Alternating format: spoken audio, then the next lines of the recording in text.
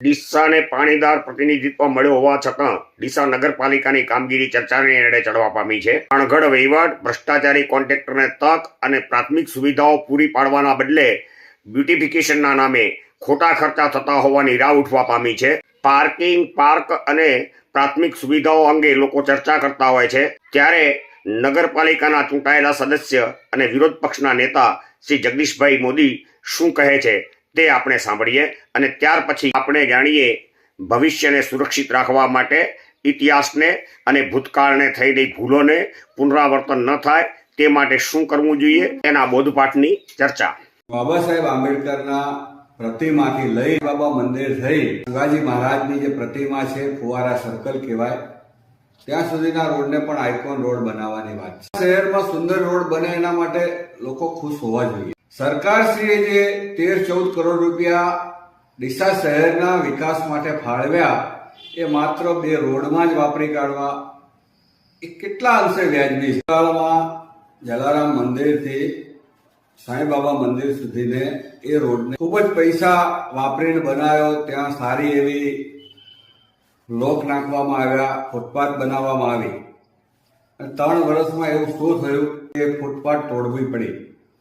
એ footpath તોડ્યા પછી એના અંદરથી જે બ્લોક નીકળ્યા કરોડો રૂપિયાના, એ બ્લોક ક્યાં ગયા?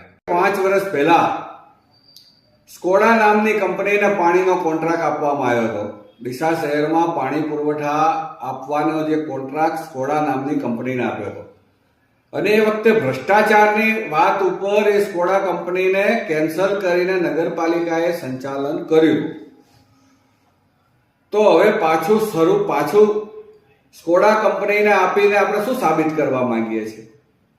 પાછો નગરપાલિકાએ સ્કોડા કંપનીને ઠરાવ કર્યો, ડીસા શહેરમાં પાણી પુરવઠો સ્કોડા કંપની આપશે. હવે સ્કોડા કંપનીનો જો ભ્રષ્ટાચારનો પ્રશ્ન હતો તો આપણે આપવાની જરૂર નહોતી. ક્યાં તમે ત્યારે ખોટા હતા, ક્યાં તમે અત્યારે ખોટા છો. એટલે સાહેબ, જે શાસકો છે ને એ નહીં જાગે. પ્રજાના પ્રશ્નો ઘણા બધા છે.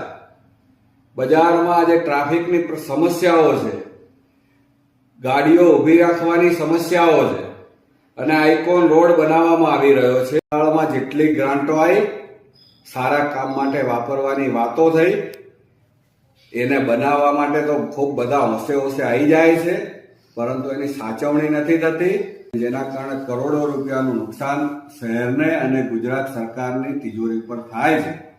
એટલે ડીસા શહેરના વેપારીઓની દહેશત દૂર કરવા માટે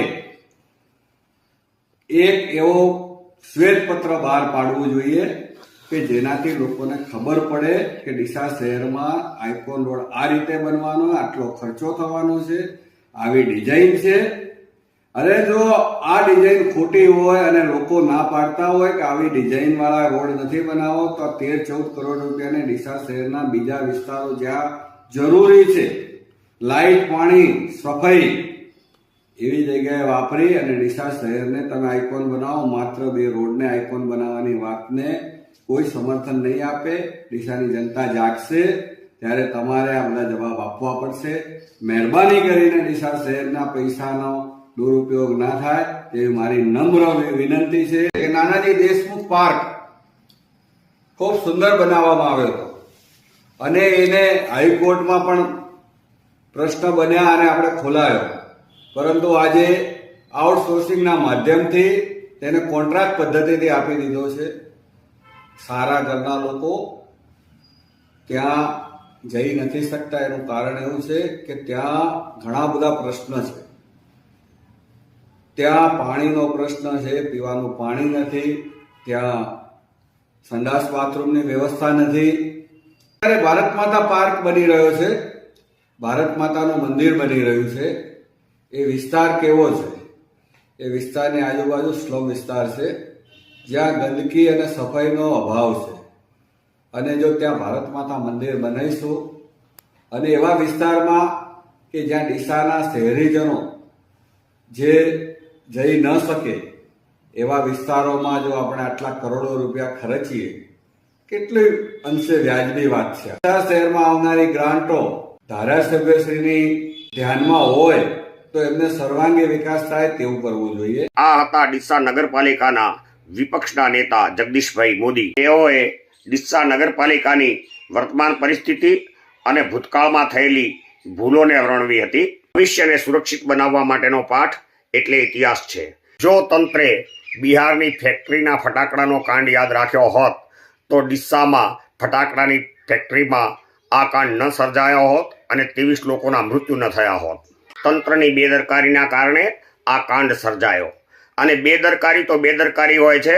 રાજસ્થાનના દિગ્ગજ નેતા અને 5 વખત જેઓ ચૂંટાયા હતા, વિધાનસભાના અધ્યક્ષ હતા, કોંગ્રેસ પ્રમુખ હતા, તેવા સીપી જોશી માત્ર 1 મતથી હાર્યા હતા અને કહેવાય છે કે તેઓની પત્નીએ જ મતદાન નહોતું કર્યું. સિંહ ગમન સતપુરુષ વચન ઓર કદળી ફળે એક બાર, તિરિયા તેલ હમીર હઠ ચડે ન દૂજી વાર. આપણે જાણીએ સિંહ ગમન એટલે સિંહ જ્યારે ચાલ્યો જતો હોય ત્યારે એની શાર્પ દ્રષ્ટિથી 5 દિશાએ જોતો હોય છે અને એટલે સિંહને પંચાનન કહેવાય છે. અને એને કોઈ શાર્પ દ્રષ્ટિથી તમામ બાબતોને જુએ એને સિંહાવલોકન કહેવાય છે. ત્યારે પ્રજાના પ્રતિનિધિઓએ સિંહાવલોકન કરવું જરૂરી છે. ત્યારે આવા તટસ્થ સમાચારો, સમીક્ષા જાણવા માટે ચેનલને લાઈક કરો, સબસ્ક્રાઇબ કરો. ભારત માતા કી જય.